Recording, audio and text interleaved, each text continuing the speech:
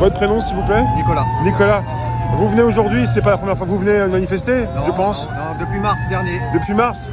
Et l'urgence, elle est depuis combien de temps à peu près? Oh, ça fait... Pas depuis mars? Non, ça fait plus de 10, ça fait 10-20 ans que les choses se dégradent. 10-20 ans pour vous ou Ouais, aussi? mais là, c'est un rythme vraiment qui s'accélère. Les hospitaliers fuient littéralement l'hôpital, hein. Ils ne peuvent plus travailler dans ces conditions. Et, ils veulent plus s'occuper des patients dans ces conditions très difficiles, hein. On est dans la maltraitance aujourd'hui. L'hôpital est vraiment en train de se désagréger. On continue à fermer des lits d'hospitalisation alors qu'on ne sait même plus aujourd'hui où hospitaliser les gens. Hein, les gens restent aux urgences sur des brancards. C'est insupportable à voir. Donc maintenant, c'est un mouvement qui dépasse largement les urgences. C'est tout l'hôpital public. Tout l'hôpital public.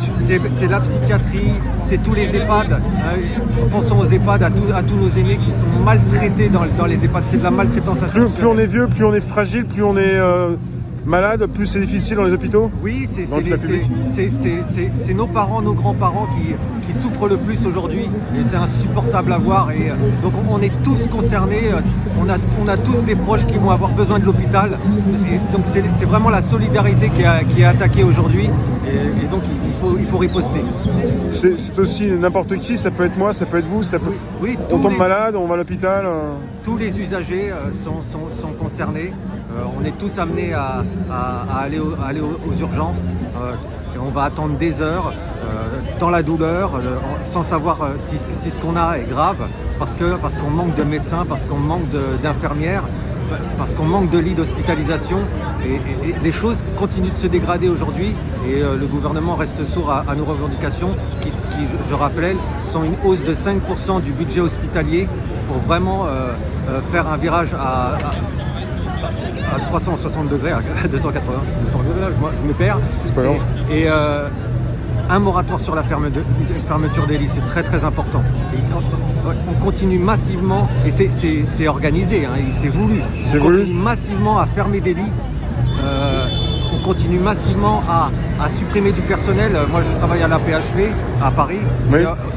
Ils ont comme objectif de supprimer 800 emplois par an. C'est pour une rentabilité? C'est que du chiffre. Ouais. Le patient n'a aucune valeur. Le patient devient un client, quoi. Le patient est un client. On doit faire un maximum d'actes pour ramener de l'argent à l'hôpital et on s'occupe plus du patient, on discute plus, on n'a plus le temps de discuter avec lui. Voilà. On veut vraiment que ça change et on ne s'arrêtera pas. Et pour les manifestations, le gouvernement ne vous entend pas parce que peut-être... parce que parfois on parle de manifestations, il n'y a pas assez de monde, mais tout le monde ne peut pas venir, comme vous, manifester. Il y a des gens qui sont obligés de rester à leur poste. C'est pas pour ce qui vous concerne, pour les fonctionnaires, c'est différent. Il ne s'agit pas d'être des millions dans la rue, mais même si vous voulez peut-être qu'il y ait beaucoup plus de Français qui soient concernés, qui viennent avec vous, vous accueillez tout le monde. Ah oui, tout le monde peut venir vous défendre aussi. Hein. Mais au contraire, on a besoin de tout le monde, on n'y arrivera pas tout seul, c'est clair et net. Et le gouvernement il ne vous propose rien, il n'y a pas eu quelque chose, il y a des annonces qui sont faites, il n'y a rien de réalisé, rien de... Des rustines ou... On nous sort des chiffres qui ne veulent rien dire, qui ne sont pas en rapport avec nos revendications. Il n'y a rien sur la moratoire sur la fermeture des lits. Donc ils vont continuer à fermer des services, à fermer des hôpitaux et ça amène à des situations catastrophiques. Je prends pour exemple sur Paris, en fin d'année 2019, il y a plus d'une vingtaine de bébés et d'enfants qui nécessitaient une place en réanimation, donc qui étaient en urgence vitale, qu'on a dû envoyer dans d'autres régions parce qu'il n'y avait plus de place de réanimation. Donc vous imaginez la prise de risque, ce que c'est pour ces enfants, ces bébés, vous imaginez la détresse des parents, ça peut arriver à n'importe qui, c'est insupportable. Des bébés qui ont des problèmes dès le plus jeune âge, enfin des bébés quoi, des soucis bébés, de santé, des bébés dont le pronostic vital est engagé. Qui nécessitaient absolument une place en réanimation et qu'on a dû envoyer à Lille ou dans d'autres régions. Il fallait faire vite, en fait, les personnes n'ont pas pu faire vite, quoi, puisqu'ils prennent du temps pour... Il fallait faire vite et il n'y avait plus de place en réanimation dans toute l'île de France. Donc, est-ce que vous avez des chiffres, je vous coupe, excusez-moi, vous avez des chiffres, parce qu'on m'a envoyé des chiffres hier, on en parlait par rapport aux manifestations et aux urgentistes à l'hôpital, il y a pas mal de personnes qui décèdent, est-ce qu'il y a des chiffres qui tombent comme ça, qui décèdent par jour, par mois?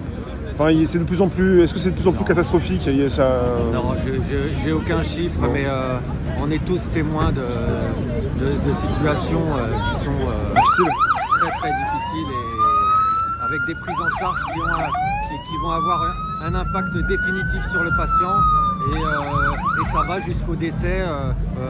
Le décès le plus médiatisé, c'est celui des urgences de la Rivoisière à Paris, où une patiente est décédée en salle d'attente sur un brancard. Aux urgences? Aux urgences, ouais. Donc vous imaginez ça. Bon, là il y a des faits médiatisés, mais il y a aussi d'autres faits qui sont mis sous le tapis et dont on ne parle pas. Et ça va s'accroître. Après des chiffres, non, j'en ai pas. Merci. Je vous en prie. Vous me rappelez votre prénom? Nicolas. Nicolas, oui. Ben, à tout à l'heure, en tout cas peut-être. En tout cas, merci. À bientôt. Merci.